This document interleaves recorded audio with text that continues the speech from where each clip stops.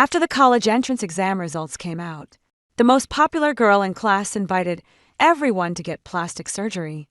In my past life, I tried to warn everyone. Prestigious art mice don't want faces altered by surgery. What they value most is natural beauty. As a result, half the class failed their interviews. They took all their frustration out on me.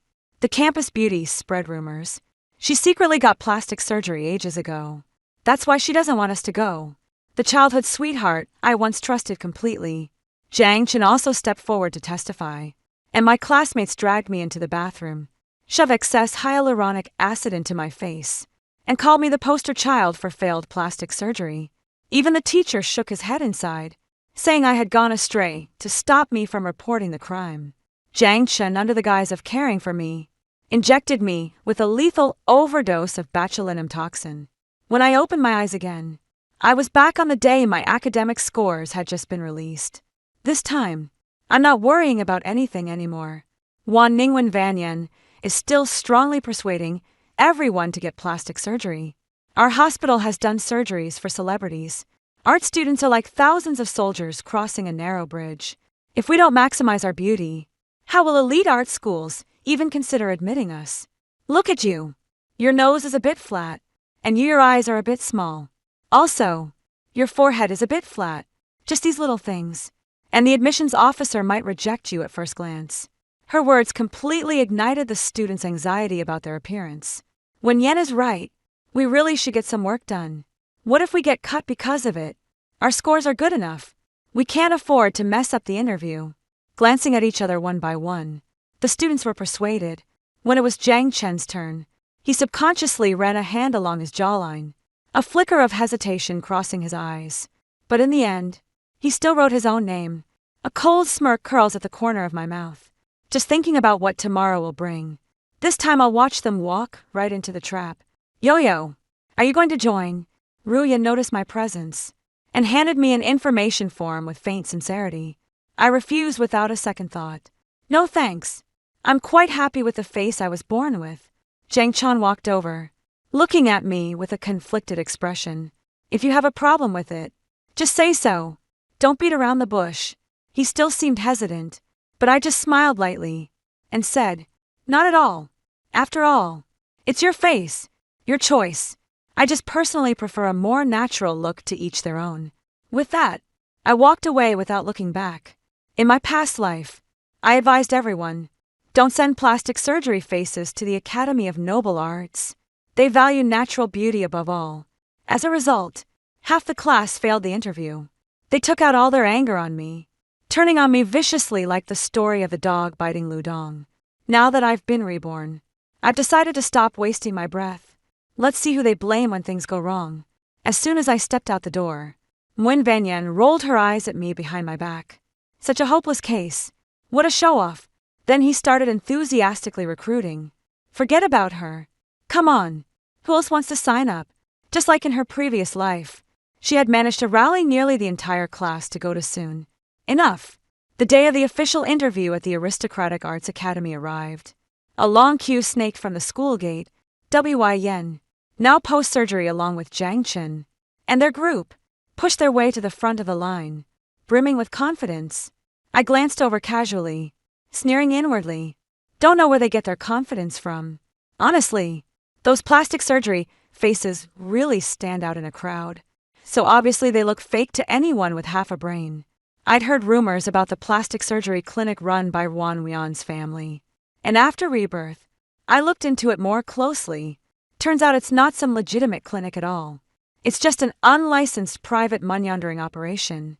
The plastic surgeons performing the procedures aren't even licensed professionals, and many of their cosmetic products are actually unlicensed and unregulated. Are you sure it won't ruin your face? I was just relieved I hadn't joined them when a teacher at the entrance suddenly called out, "Please show your admission tickets and identification." All art students looking up. I saw the whole class holding up their carefully groomed faces as they handed over their ID cards. Sure enough, the teacher frowned, gave each of them a sweeping glance, and then held out a hand to stop them. None of you are allowed in. Why? Vinny was taken aback. Teacher, is something wrong? Genshin asked, equally nervous. The students behind them, not understanding what was happening, began to stir restlessly. The teacher, however, remained impassive and declared, "Your faces don't match the IDs. You are disqualified from the interview." As soon as these words were spoken, a wave of shock rippled through the room, accompanied by gasps of surprise. What's going on? Were their identities stolen by someone else? Or maybe they're taking the test for someone else. I've always heard the art school entrance exams are a murky business, but a whole class rigging the system, that's a new one.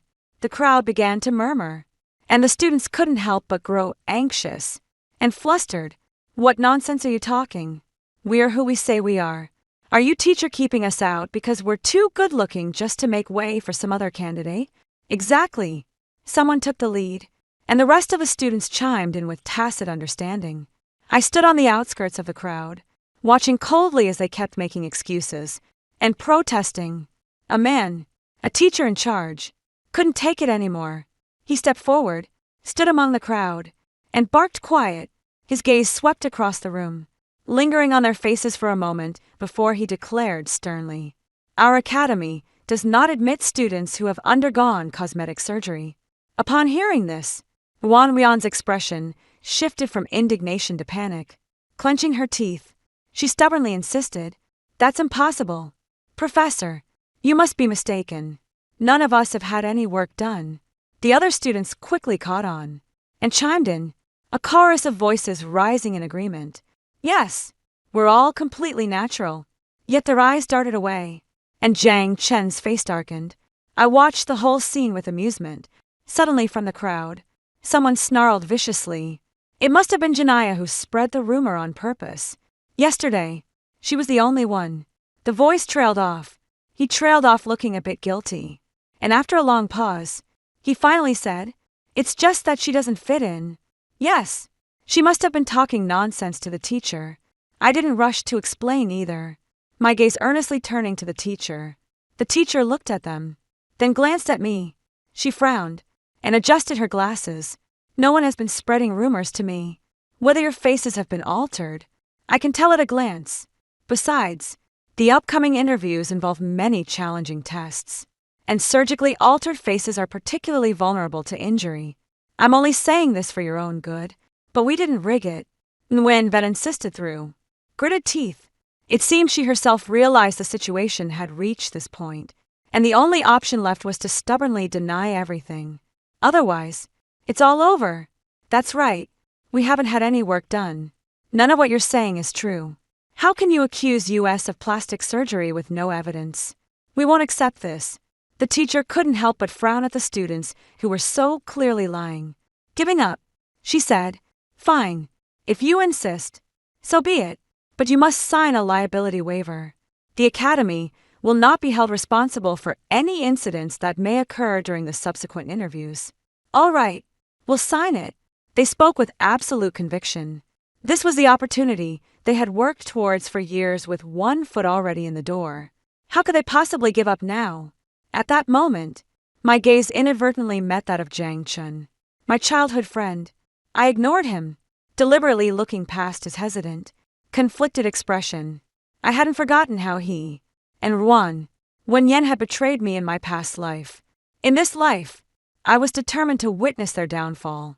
With a cold sneer, I stepped into the elite drama academy right alongside them. As soon as we entered the hall, the teacher had us line up and take a break. The moment the teacher left, the way those people looked at me changed. "Zhang Yao, you're something else. You're plain looking, and don't even try to improve yourself. You see us working hard, and you want to drag us down with you. Don't think we don't know it was you. Well, now that your attempt to sabotage our plan has failed, are you still feeling smug? And you have the nerve to say you prefer natural faces?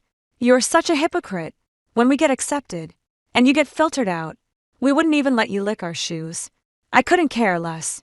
I said it wasn't me, but you probably won't believe me. If you're determined to think it was, suit yourselves. Instead of wasting time slandering and disgusting me, you'd be better off thinking about how you're going to pass the interview. I hear the tests are extremely difficult. Do you think your enhanced faces can handle it? Genshin suddenly grabbed my wrist, his expression icy. "Whether it's you or not, I suggest you behave yourself. This interview is crucial for us. If you mess it up, I won't let you off the hook. Don't say I didn't give you a fair warning when the time comes." Van Yen looked at me with utter contempt. "I know you're jealous of us because you come from a poor family, can't afford the expenses, and aren't good looking. But even if we don't get selected, do you really think you'll manage to pass the exam? If I were you, I'd make an effort to get along with all of us. This might be your only chance in life to build connections like this." "Yeah," came the chorus of agreement from classmates, laced with disdain. Genshin stood beside Ruan Wingyan, his silent yet approving gaze saying it all. I ignored their clamor and walked straight into the depths. I know the first test is about to begin. These know-it-alls are about to get their comeuppance. 3. The first test was an improvisation.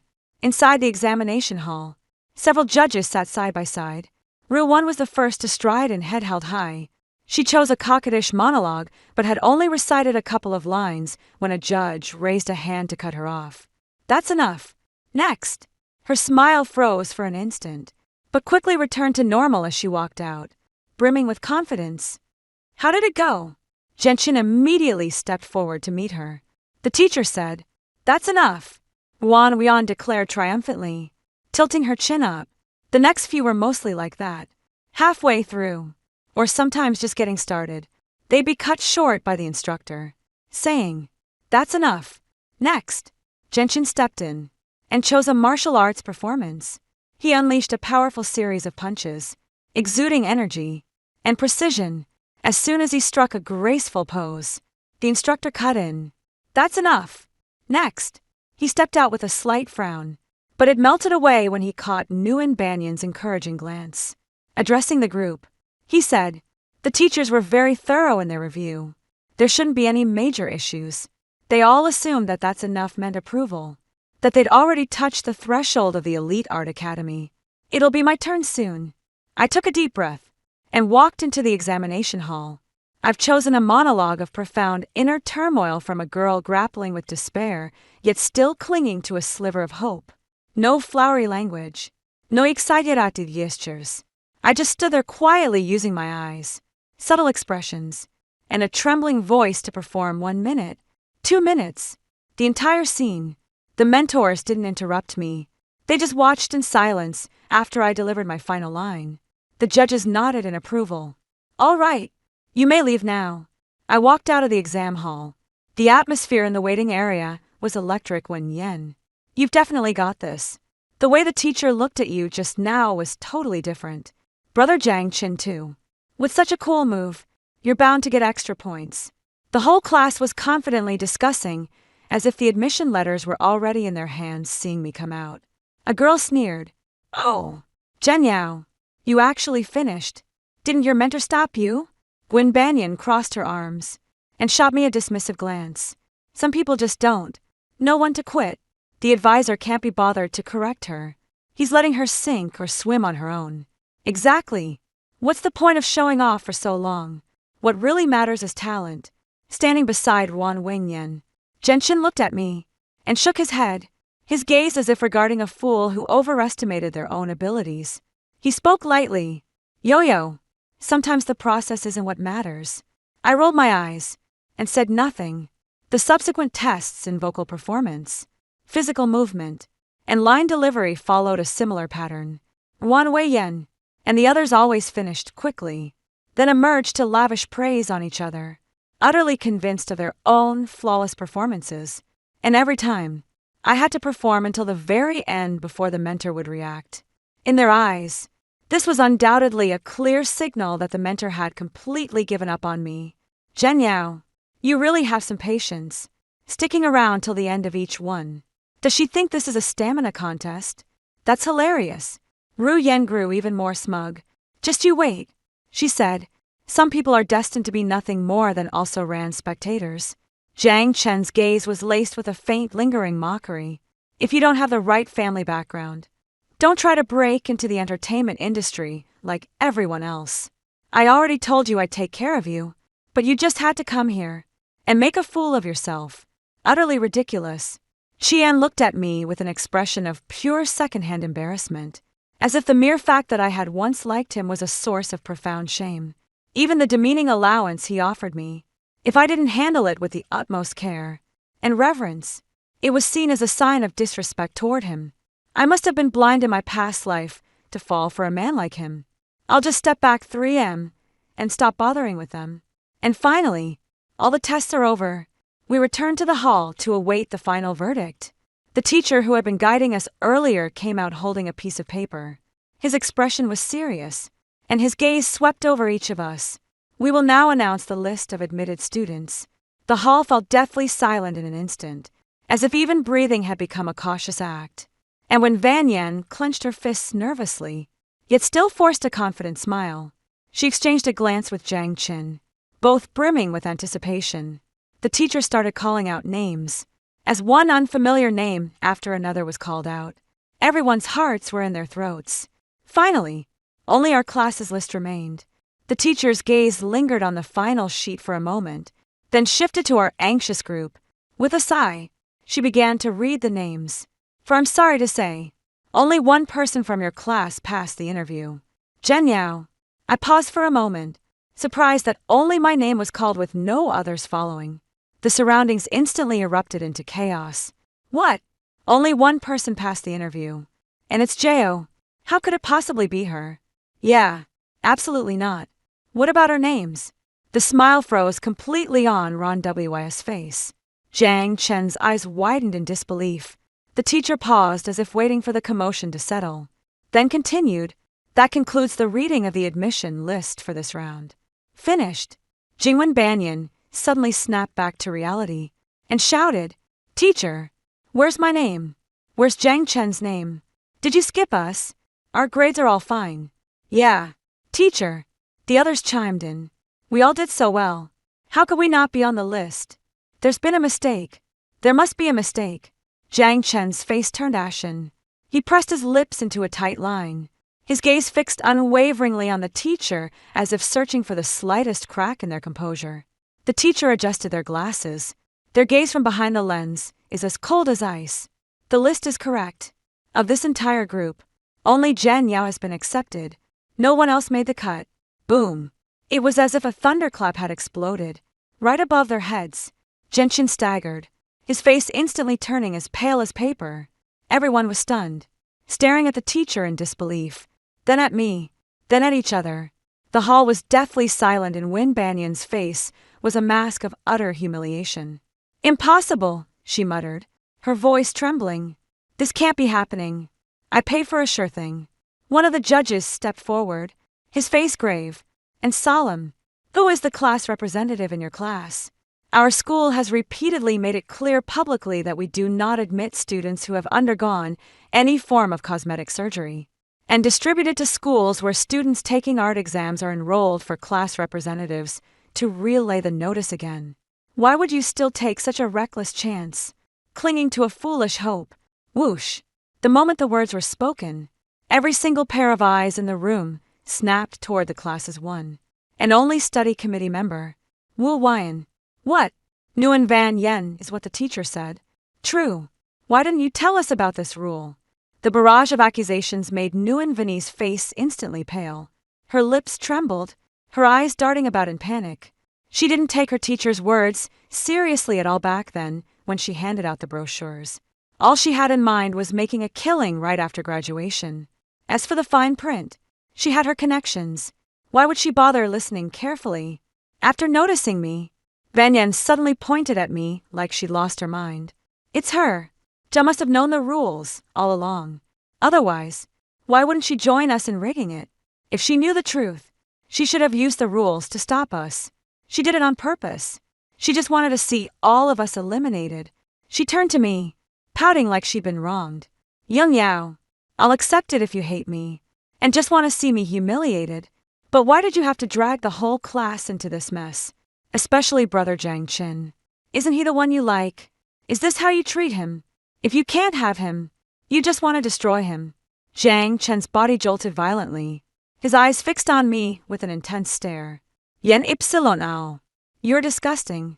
With Jiang Qin, the school's heartthrob, taking a stand, everyone else seemed to have found a release. "That's her. She's the one who pushed us to get plastic surgery. A guy suddenly blurted out, "You vile woman. You've doomed us all." I opened my mouth to protest, only to find that every word of mine was drowned out by their slanderous accusations. They're even putting words in my mouth now, embellishing things I never said. I might as well just watch them put on a show. My whole life has been ruined by her. A girl cried out first. Once someone took the lead, it immediately stirred up the emotions of everyone else. We're completely doomed. It's all Jania's fault. That troublemaker. A guy angrily accused me. This is so unfair. Why does that troublemaker get accepted while we victims are turned away? Yes, it's unfair. She's so malicious.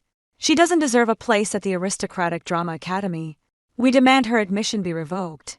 Yes, revoke her admission. Give us another chance. We're the victims here. The crowd was outraged, all talking over each other as they complained to the teacher as if I were some kind of unforgivable monster.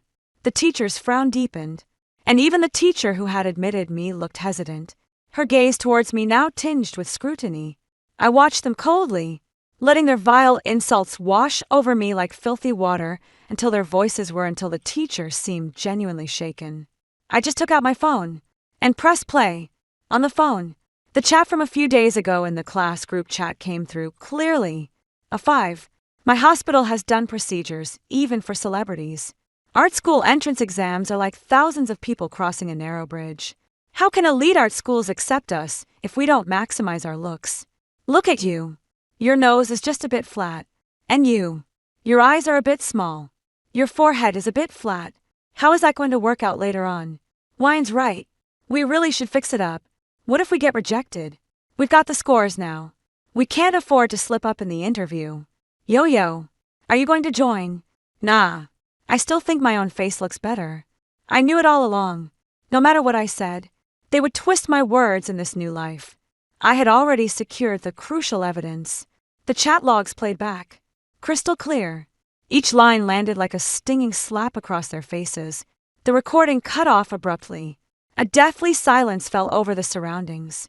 Wan Weiyin's face instantly turned deathly pale.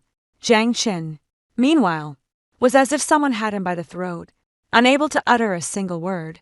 The classmates, who had been so aggressively accusing me moments before, now fell utterly silent, not daring to look at me, much less at the teacher.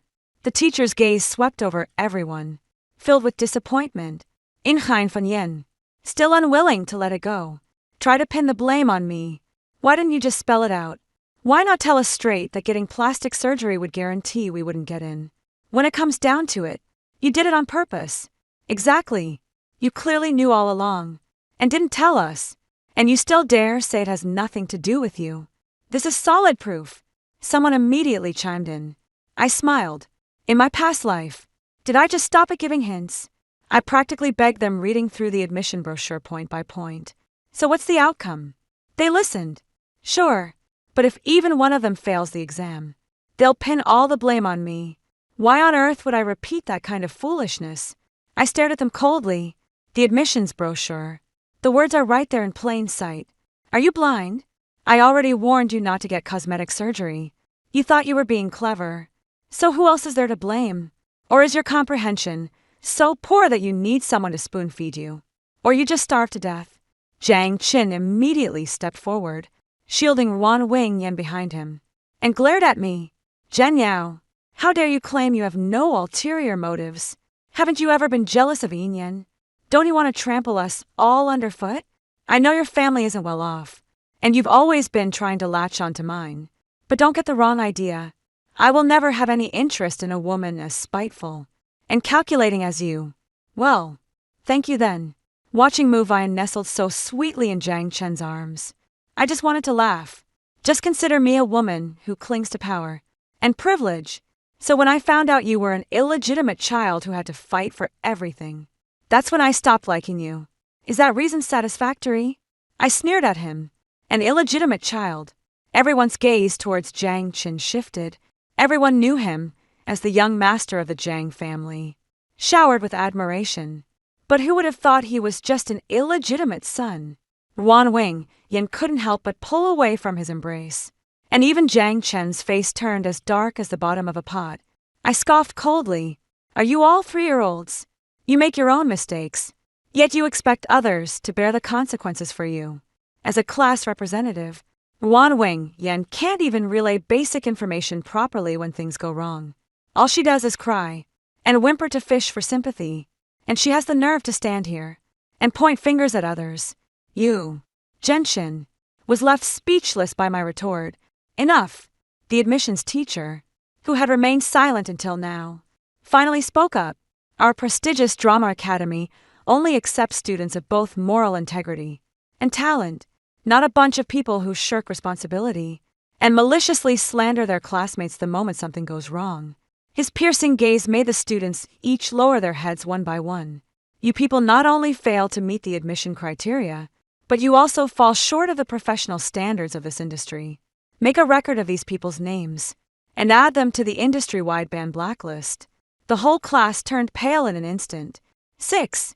Another student's legs gave way, and they crumpled to the ground, letting out a desperate sob. My acting career is over. What am I supposed to do from now on? I couldn't help but speak up.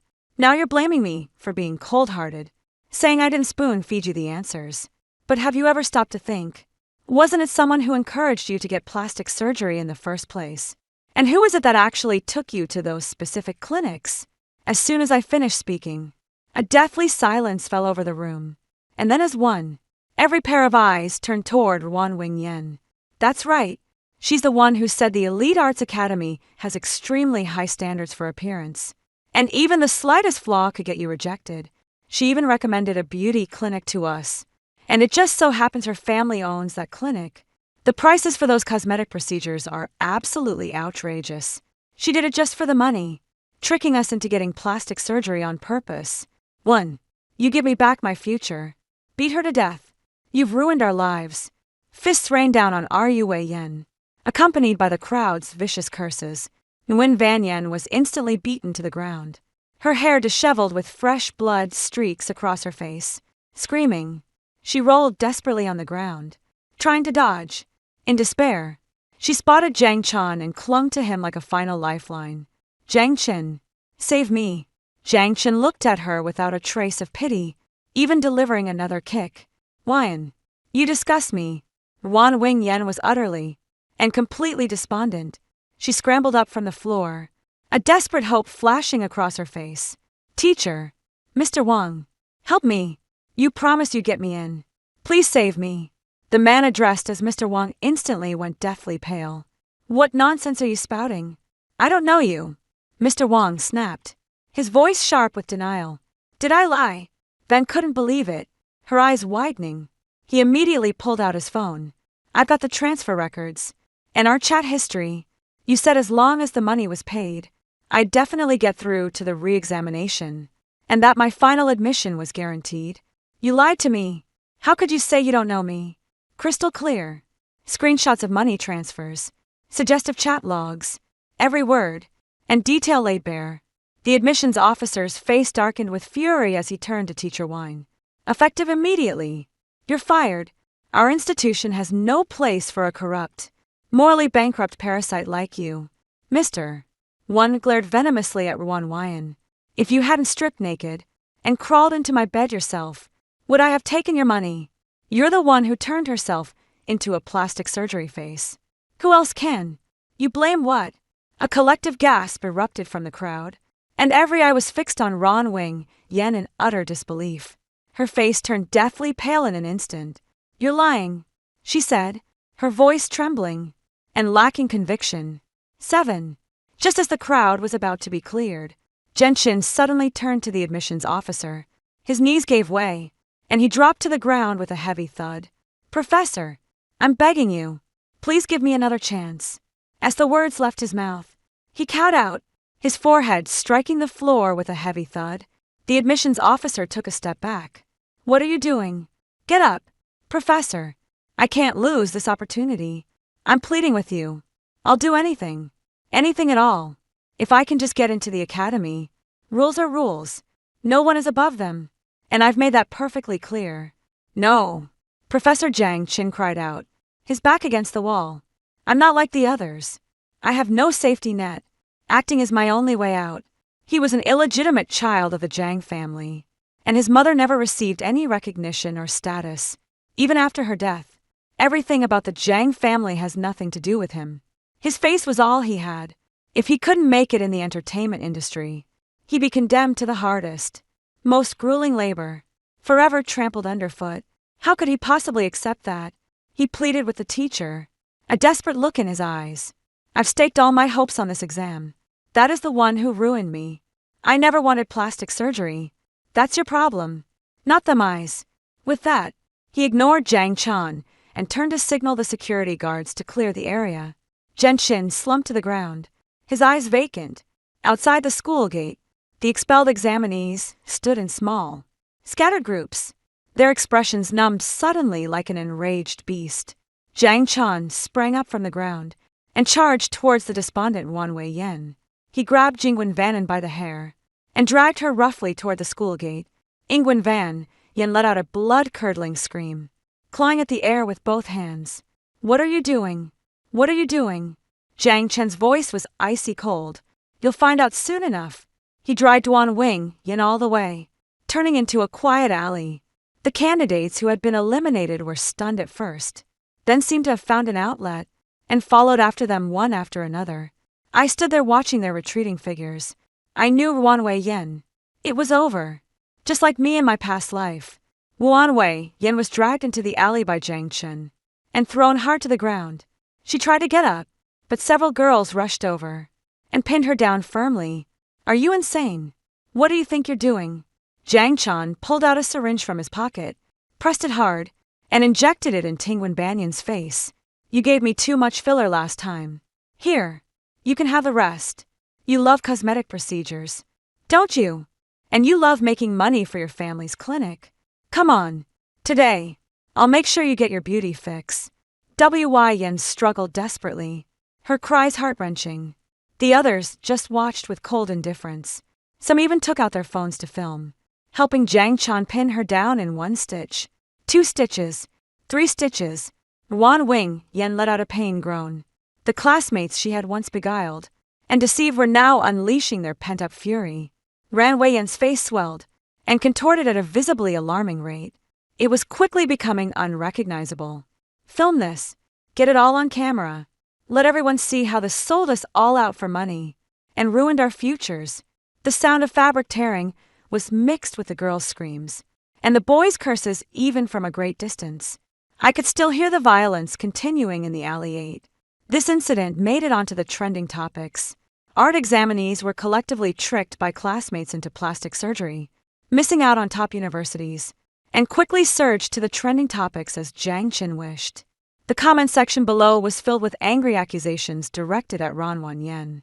Genshin also began calling himself the League of Justice Online, vowing to expose more scandals in the entertainment industry, and trying to make himself a celebrity, but he seemed to have forgotten that Ran Wan Yen's family had connections. First, Genshin was ambushed in an alley. Not only was his face disfigured, but he was also blinded. Immediately after that, the recording I had played back then was also made public, although it was Wan Wing Yen herself who treated everyone's future as a game. The others weren't exactly innocent either. The online sentiment has shifted. Beating someone up like that, and still wanting to be an internet celebrity, deserves to be disfigured now. Everyone's a villain. No one's any better than the other. Only Janaya remained clear-headed from start to finish, and she was also the most innocent one. Yet, she still got smeared with dirt. How utterly disgusting. In an instant, every student who had taken part in that farce was subjected to a torrent of scathing criticism. Genshin looked at the online comments, and probably felt like he wanted to die, and I unexpectedly became famous. My name started showing up on trending searches more and more often. My heart aches for Jiang Yao, dragged into this mess by these lunatics. Jiang Yao is so level-headed. This girl stayed calm under pressure, and even kept evidence. Total genius move. Let Jiang Yao debut already. With that kind of intelligence and looks, it would be a waste if she didn't enter the entertainment industry. I thought the matter would just blow over. To my surprise, they weren't about to let it go. They knew it was Mu Inveni retaliating. In the hospital ward, the disfigured students reached a terrible consensus. It's about how they managed to get high-concentration botulinum toxin all at once. They located Invani, bound her, and took her to a remote factory. There they drove needles into her cheeks and neck. Nguyen Van Yen let out a piercing scream. Her body began to convulse uncontrollably. They watched her writhe in agony, her breathing growing faint until finally she fell silent, unable to suppress their satisfaction. Their lips curled into a smirk, savoring the vindictive triumph of a long-awaited revenge when Banto's body was discovered shortly afterward.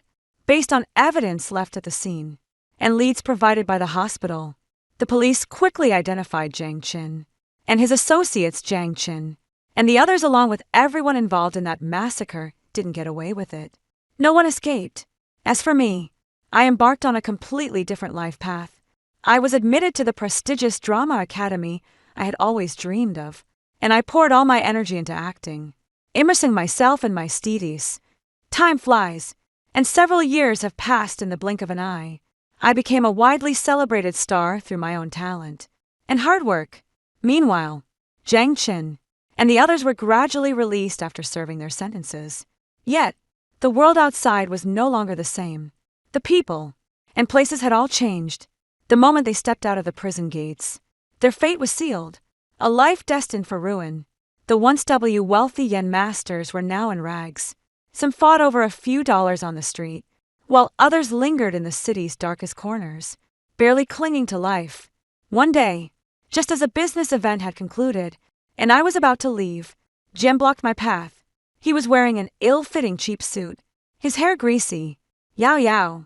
His voice was tinged with a note of pleading. Can we ever go back to the way things were? I know I was wrong. Give me another chance. Please. He tried to move closer, reaching out to touch my sleeve. I took a step back, avoiding his grubby hands. What makes you think you're good enough for me?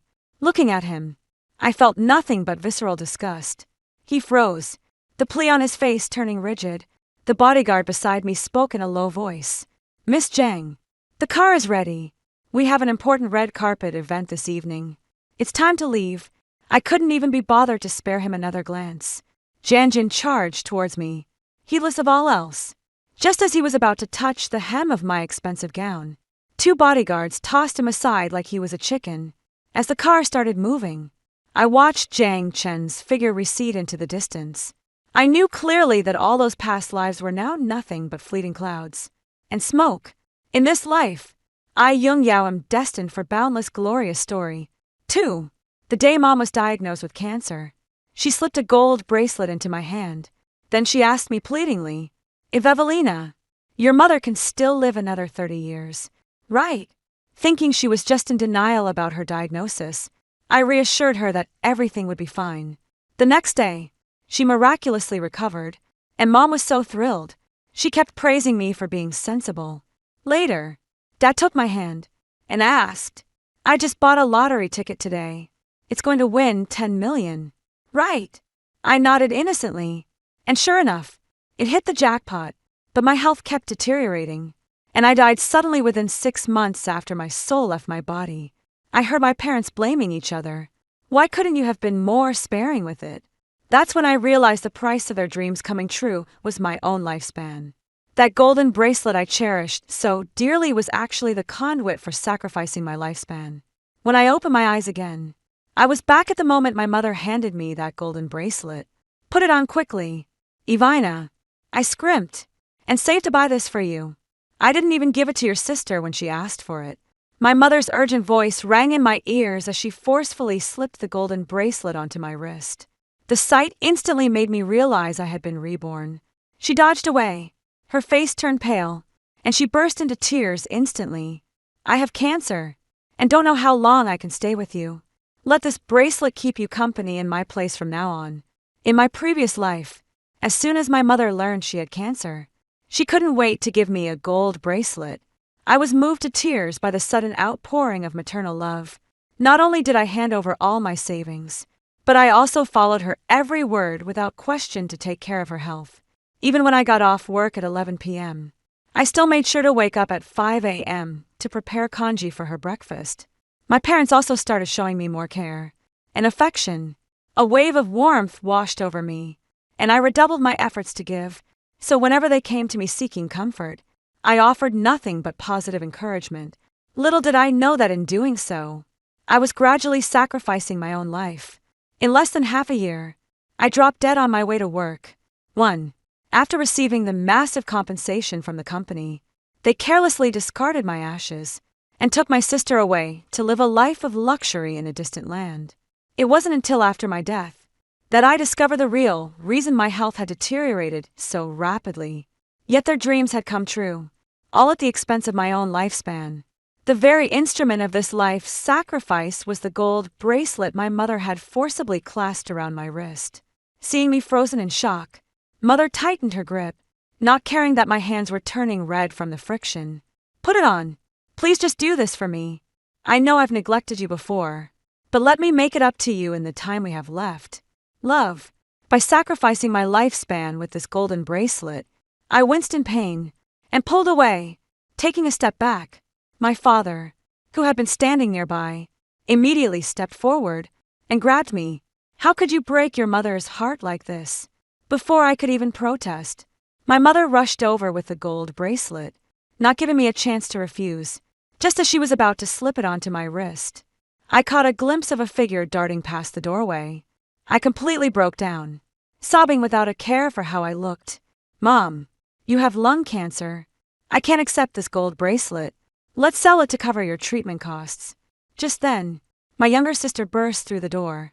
Her eyes welled up with hurt the moment she spotted the gold bracelet in Mom's hand. "Mom, I thought I was your favorite. Why would you give the gold bracelet to her? And not me?"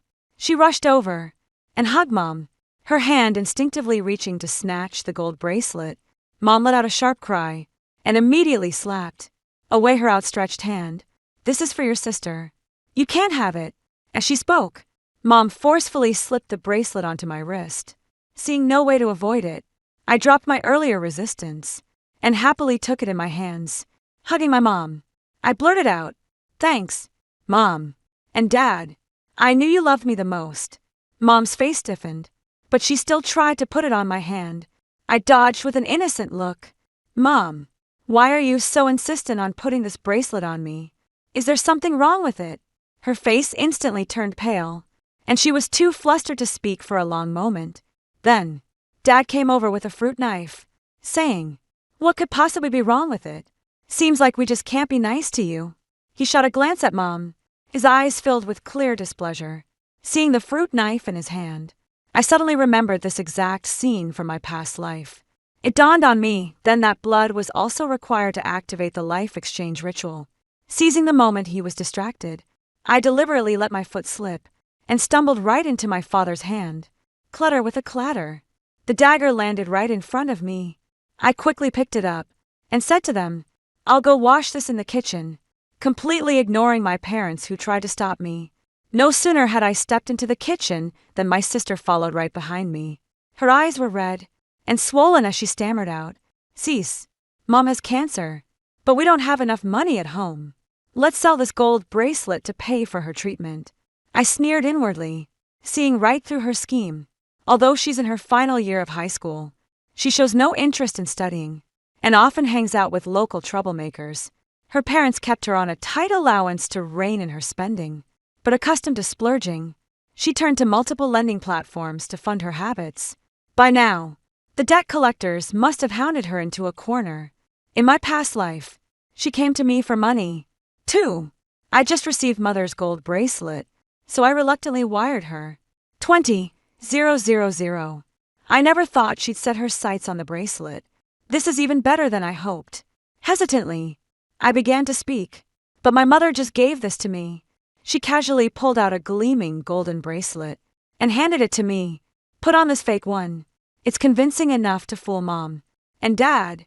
She snatched the gold bracelet right out of my hand. I could tell she'd come prepared, and though I was full of questions, I didn't dare show it. In the struggle, the dagger nicked her finger, and a few drops of blood welled up. My heart leaped into my throat, and I instantly wanted to snatch that bracelet back. But she shoved me away abruptly. "Sis, you can't be this selfish. This bracelet is Mom's life-saving money. How could you even think of taking it back?" That vicious look on her face suddenly reminded me of my past life. When the debt collectors showed up at her door, she shoved me outside. Then, she yelled out, "This is my sister. She'll cover the debt for me, too." I kept begging and crying for her to let me in, but she completely ignored me. They saw she wouldn't open the door and didn't care whether I lived or died. Then they dragged me away by force, took me to a hotel, and violated me for a whole day. After my parents brought me home, she pitifully knelt down and begged me, "Cease. I know I was wrong, but those people were terrifying. I was just too scared." My parents grabbed my hand as I was about to call the police. "Your sister has already admitted she was wrong. Why can't you just let it go? Do you really want to ruin her life over this? If you report this to the police, how will she ever pursue a civil service career? Besides, she wasn't the one who hurt you. She's a victim, too." Seeing that I still insisted, my mother was even willing to kneel before me. Dad and my sister quickly pulled her up, and both started lecturing me. "Your own mother is kneeling before you. What more do you want? Your sisters. Do you have a heart of stone? Sis, aren't you just worried about ending up alone with no one to care for you when you're old? What if I promise to take care of you from now on?" Their words left me utterly suffocated, left with no other choice. I had to give up on calling the police, since she's the one who brought this sacrifice upon herself. Why should I stop her? I watched as her blood flowed onto the golden bracelet, absorbed in a fleeting glimmer. I couldn't help but laugh. I wonder how Mom and Dad would react if they knew their dreams came true at the cost of our sister's life. I happen to have a friend who buys gold. "Let me handle this bracelet." She turned to leave happily, and I quickly pretended to stop her. She dodged me and complained, "After all we've done raising you, how can you be so thoughtless?" In my past life, I was truly considerate. When I learned of my mother's illness, I didn't just empty my savings. I even borrowed from every friend I had. But what was the result? What they wanted wasn't just my money. They wanted my very life. I seemed deflated by her words, and mumbled dejectedly, "All right then." My sister beamed. "That's more like it. You can rest assured leaving this matter to me." I scoffed inwardly. "Leave it to you? That would be like throwing meat buns at a dog. They're never coming back." I was wearing the fake bracelet when I returned to the living room, just in time to see my parents blaming each other, arguing nonstop. As soon as they noticed the bracelet on my wrist, they immediately came over with smiles and pulled at me as sharp pain shot through me. A dagger had sliced my palm, and blood instantly stained the bracelet. Then I saw the relieved looks on my parents' faces. My mother held the test results and asked me pleadingly, "If Evelina, I can live another 30 years, right? Just like in my past life?" She asked the same question again. In my past life, overwhelmed by the sudden maternal affection, my heart softened, and I immediately embraced her without a moment's hesitation. I declared that Mom would surely live another 30 years, but now I just stood there dumbfounded, feigning ignorance, and saying nothing. Dad looked thoroughly impatient. "If Evelina, what's wrong with you?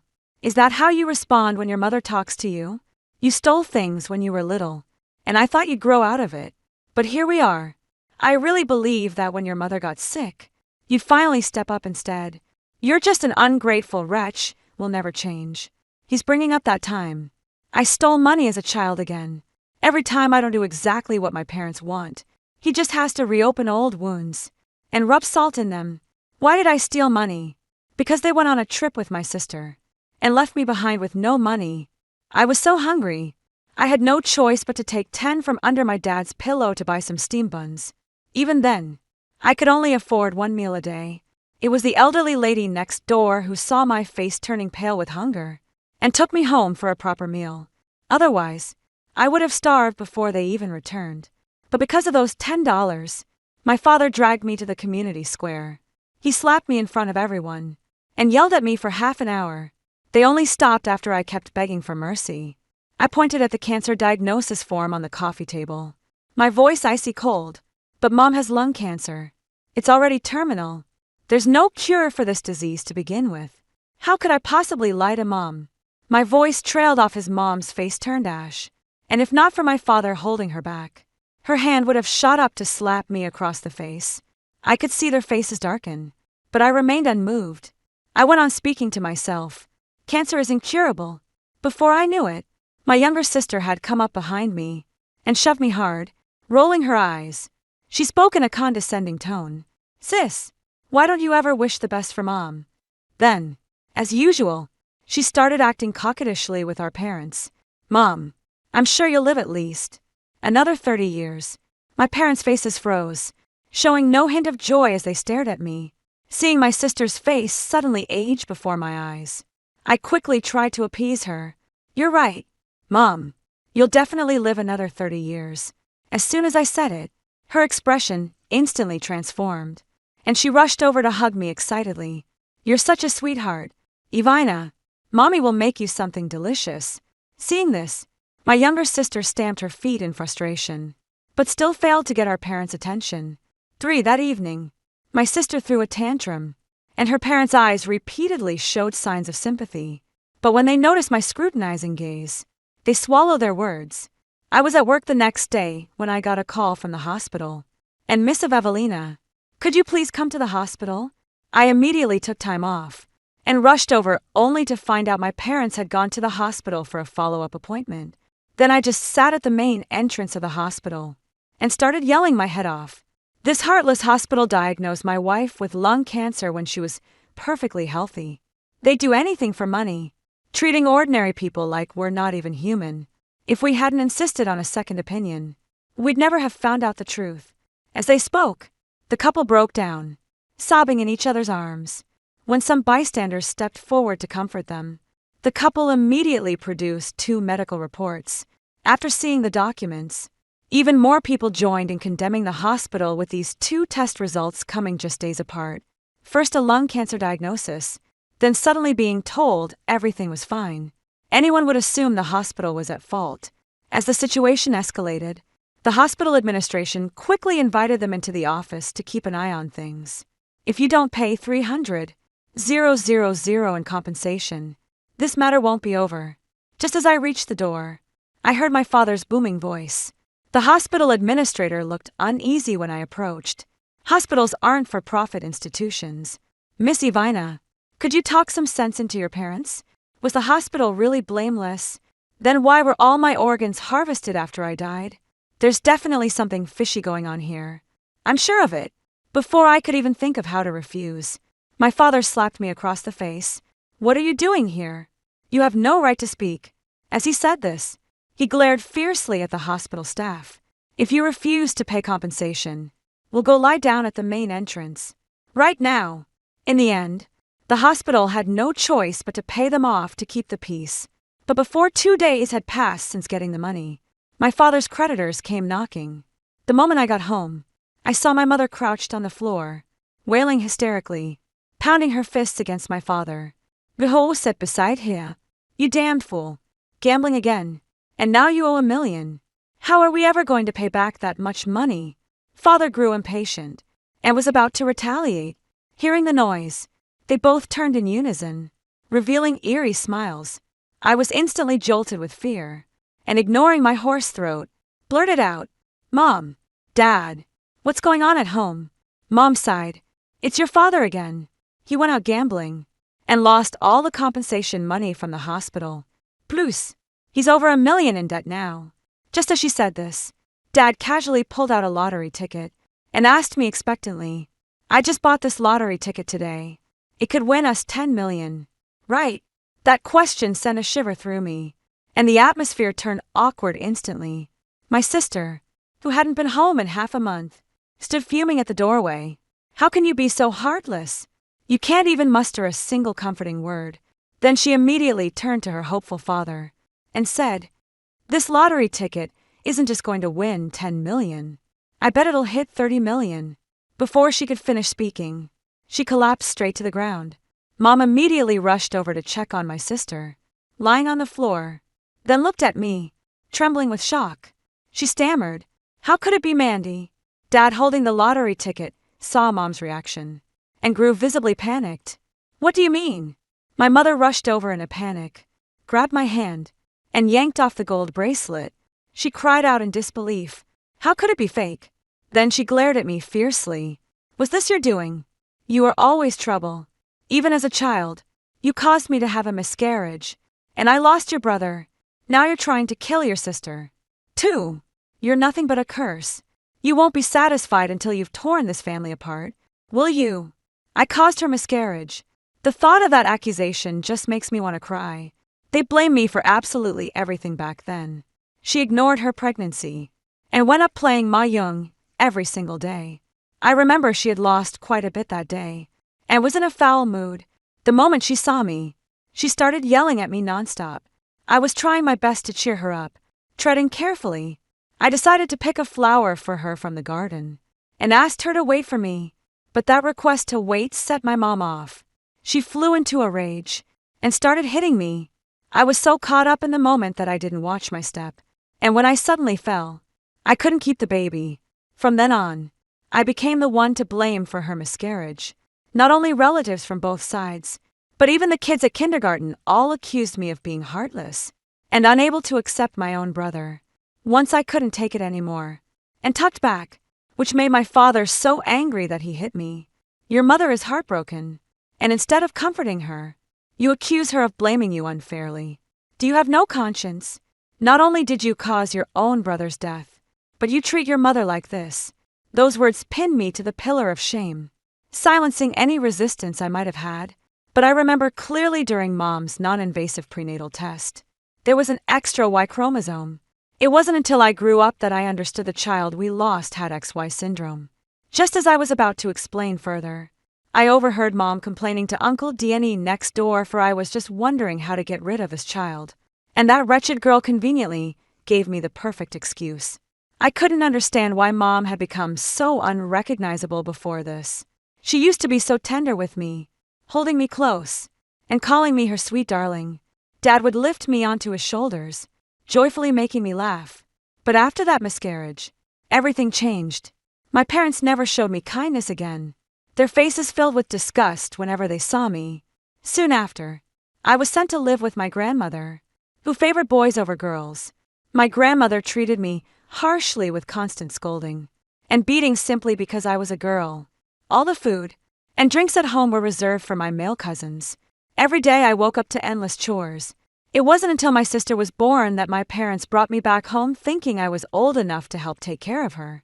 In my desperate bid for my parents' affection, I not only looked after my little sister, but also took on most of the household chores.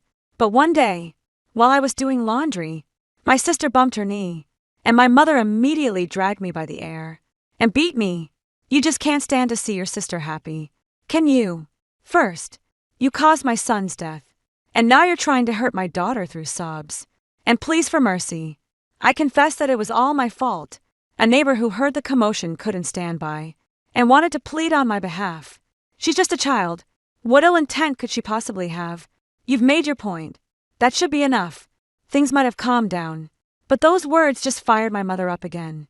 How I discipline my daughter is none of your business. If she'd harm her sister today, she'd turn on me tomorrow. If I don't teach her a lesson now, will you take responsibility when something worse happens? The neighbor was so thoroughly shut down that they immediately walked away without another word. The only downside was that my younger sister, who'd been coddled by our parents since childhood, consistently struggled academically. Meanwhile, I consistently ranked in the top 3 at school, which made me the perfect tutor for her. If it weren't for that, I probably would have been sent off to work in a factory like my older cousin. After I got into a top university, my parents suddenly wanted to reconnect with me. They kept explaining that my mother's harsh treatment was all for my own growth and success. They asked me to let bygones be bygones. Having always craved affection, I naively believed her when she said, "No parent in the world doesn't love their child."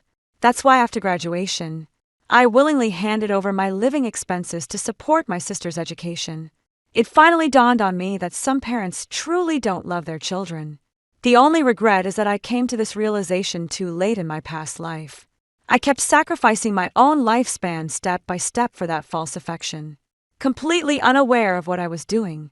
But in this lifetime, I won't be anyone's emotional crutch again. When my sister was rushed to the hospital, my parents were so frantic they nearly dropped to their knees, begging the doctors, "Doctor, please, I'm begging you, save my daughter." Not a single person present remained unmoved by the scene. During the surgery, The doctor came out shaking his head repeatedly, saying he had never seen a patient with organs so aged. It was as if he had aged decades in an instant, and was immediately admitted to the ICU. Hearing this, Mom burst into uncontrollable sobs, gasping for breath, seeing that there was nothing more to do here. And since I had work the next day, I was just about to leave, but my parents held me back. "Ivana, you're our only child left. If you don't come home and insist on renting a place outside, how are we supposed to go on living?" Her words caught me off guard. A few months ago, my younger sister started her final year of high school and needed a quiet study environment. My parents kept pestering me to move out because I came home from work so late every day. How did this suddenly become about me intentionally renting a place to avoid coming home before I could even defend myself? Mom escalated the drama, even threatening to jump off a building. After all the effort we put into raising our daughter, now that she has a job and her own money, she wants nothing to do with us. She didn't even bat an eye when her own sister was admitted to the ICU. What are we supposed to do now? My parents made such a huge scene that it immediately drew a crowd of onlookers. In my past life, I was truly terrified when they said things like that. So, I'd always carefully played them. But now watching them pull out all the stops to guilt-trip me, I just laughed after being reborn. I'm not afraid of them making a scene at all. I'm only afraid they won't make a big enough one. I've been waiting for this moment all along. Everyone saw me standing still and smiling at my phone, and they immediately sided with my parents. After all your parents have done for you, how can you be so indifferent when the family is in such a state? This girl truly has a heart of stone. But then someone with sense spoke up without knowing the full picture. I won't make judgments. Who's to say the parents aren't the problem here these days? Those who cry the loudest aren't always the real victims. At these words, my parents' faces froze, and then they started crying even more intensely. They blocked my path while continuing to sob. "Ivana, we've raised you all these years. Your mother is heartbroken over what happened with your sister. Can't you at least offer some comfort?" When I didn't respond, they softened their tone, adopting a humble posture, and pleading, "Nowhere is as good as home. Why don't you come back and live with us?" Watching my parents so determined to use social pressure to bring me home, I understood completely. They're trying to control me. So, I'm just supposed to keep being the sucker. Back then, because I got off work late, you were afraid I'd disrupt my sister's studies. So, you made me move out and rent my own place, and now that's not a concern anymore. 5. As I spoke, I glanced at the hospital room lost in thought. Right. With my sister hospitalized now, there's really no need to worry about that anymore. Mom's face instantly turned deathly pale, and she immediately dropped to her knees before me with a thud. "Evelina, I've given you my only gold bracelet, and now we don't even have money for your sister's hospital bills, yet you still refuse to come home. Do you have no regard for your family at all? Let her die. Then why don't you tell me how she ended up like this in the first place after all this? You still think you can fool me like I'm some kind of idiot?" Mother hung her head guiltily, sobbing quietly, and refusing to respond. Father went over to help her up, his face etched with anguish as he spoke. "Your sister died from sudden cardiac arrest. What else could it be? She was so young and had no pre-existing conditions. How could you speak to your mother like that? Do you think she wanted this to happen? Right. If I were to talk about swapping lives in public, nobody would believe me anyway. I'd probably end up getting invited to the police station for a chat." Lost in thought, he continued, "If you won't pay up, then give back the gold bracelet I gave you before. Return it.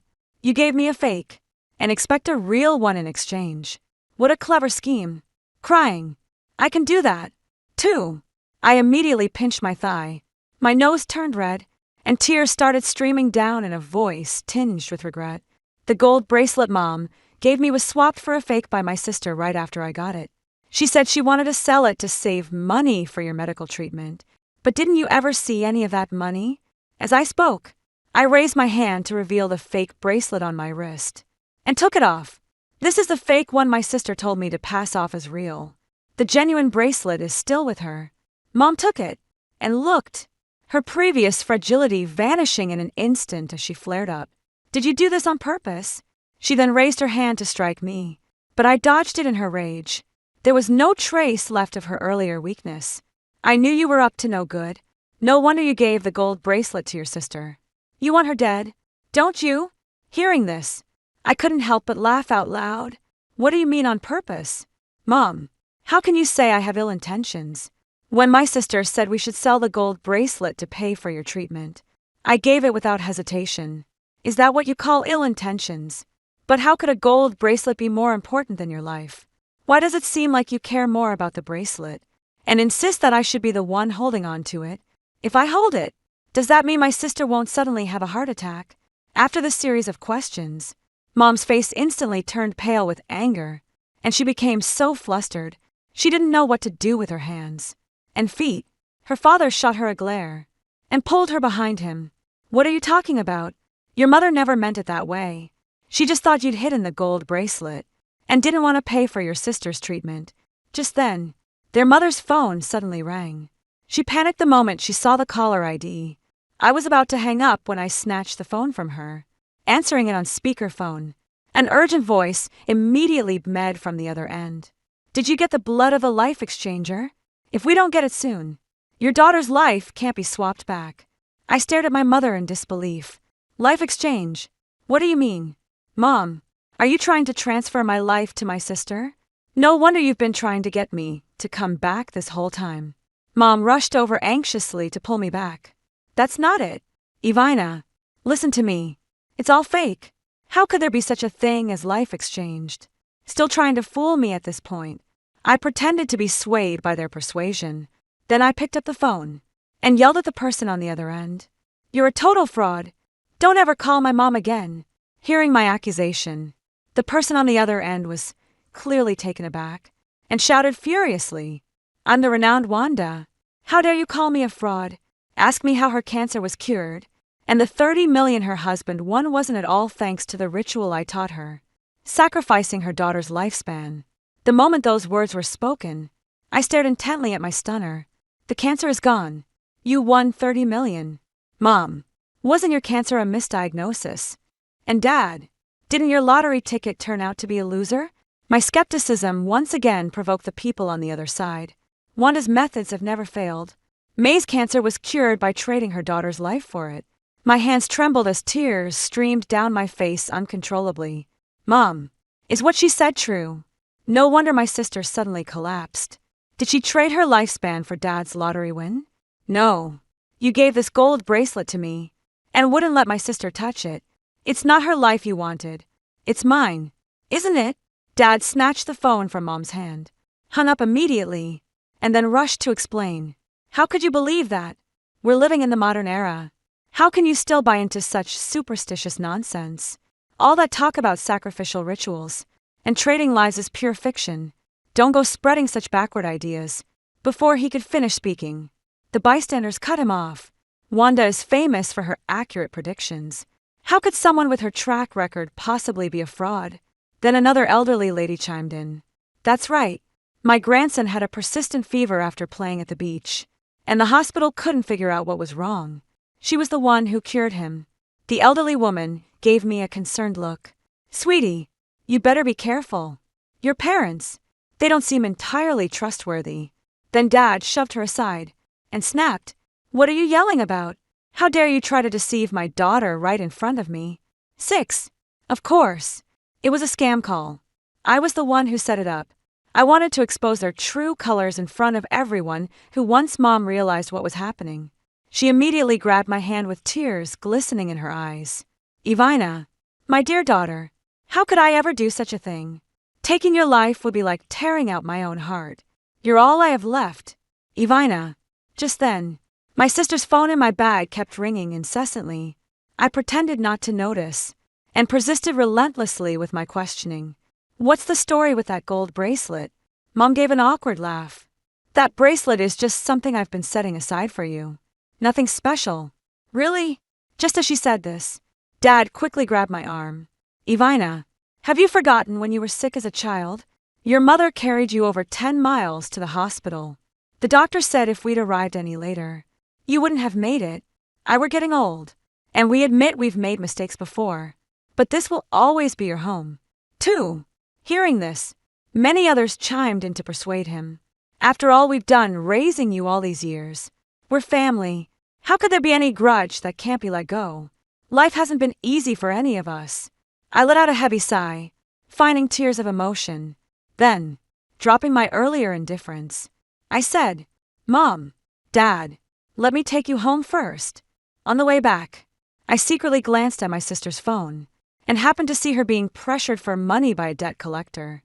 Remembering how the debt collectors us in my past life, I thought it was time my parents saw the truth for themselves in this one.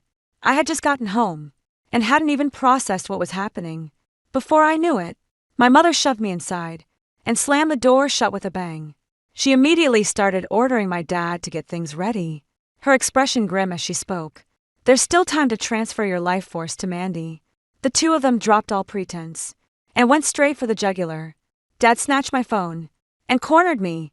Mom turned and went into the room, ransacking the place. My younger sister is still in the ICU fighting for her life, so their whole performance back there was just an act to rush me home and swap my life away. Watching their frenzied behavior, I raised my voice, an angry protest. Why? You've always favored my sister since we were kids. Mom gets cancer, and you decide to sacrifice my lifespan. Now that you realize your mistake, you want to transfer my life to her. Am I not your daughter? 2. Hearing this, Mother looked at me with utter contempt. It's all because of you that I missed my chance at a leadership position. I raised you, and now that you've grown wings, you think you can just fly away.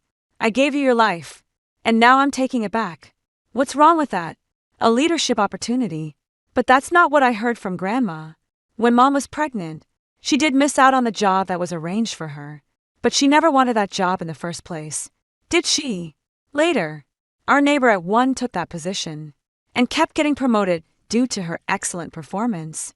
Mom ended up regretting it, always saying she missed the opportunity to become a leader because she was pregnant with me.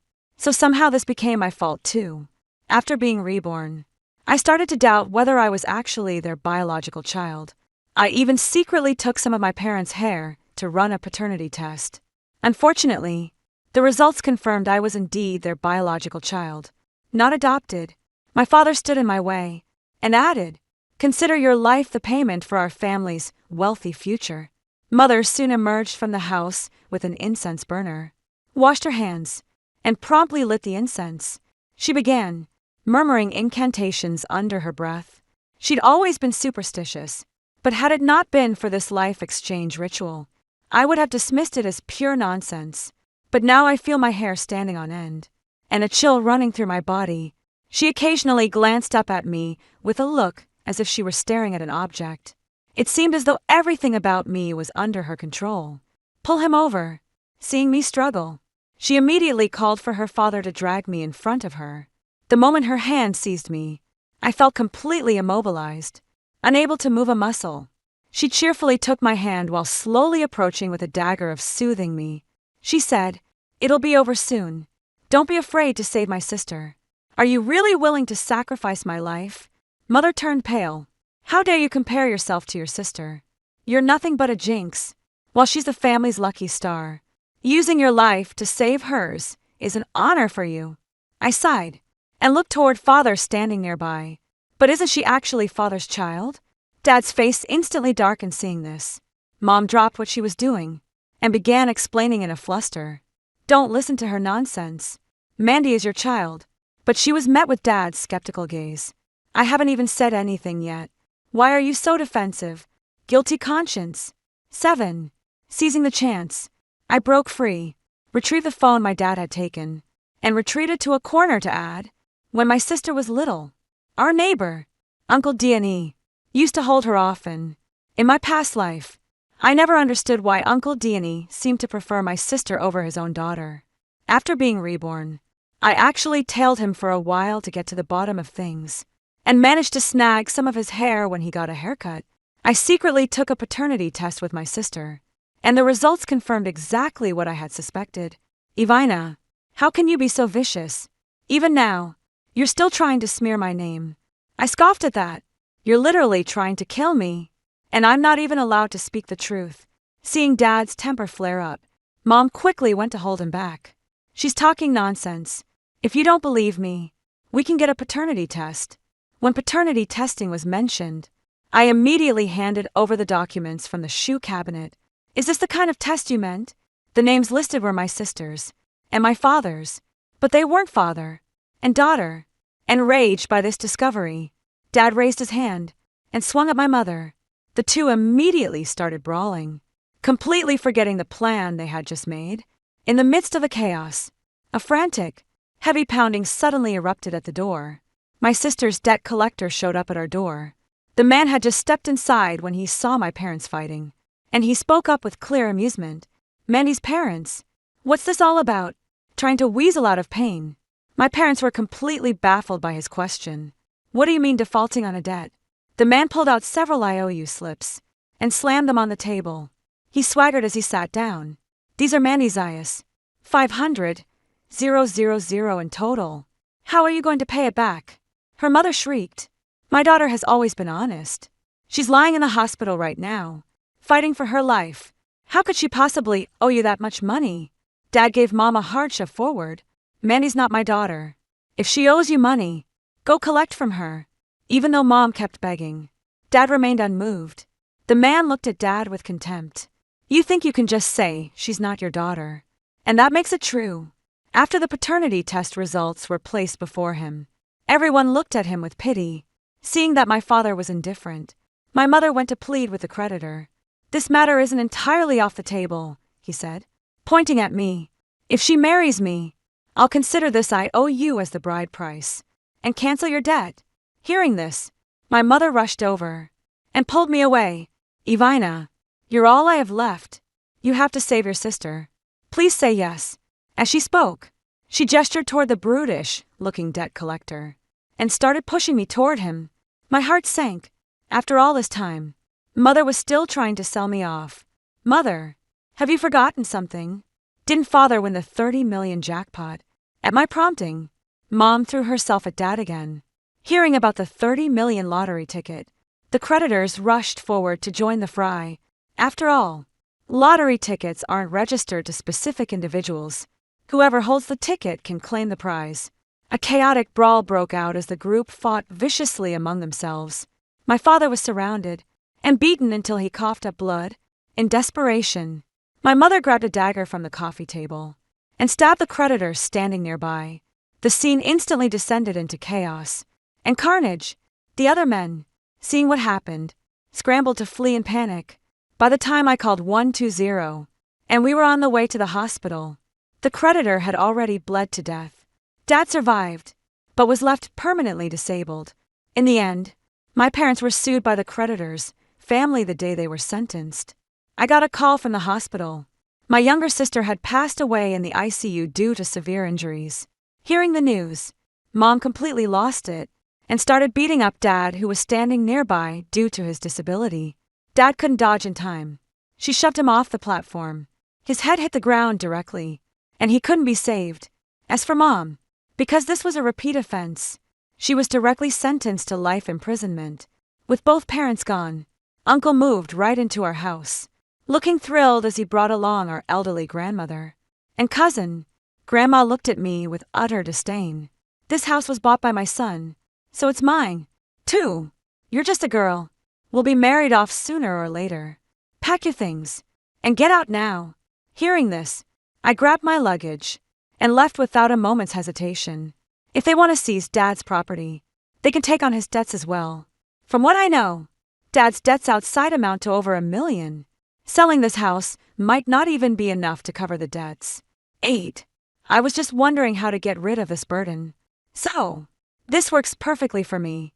The moment I stepped out of the house, I felt an immediate sense of relief, clutching my father's lottery ticket in my hand. This ticket that cost my sister her life. I must guard it with everything.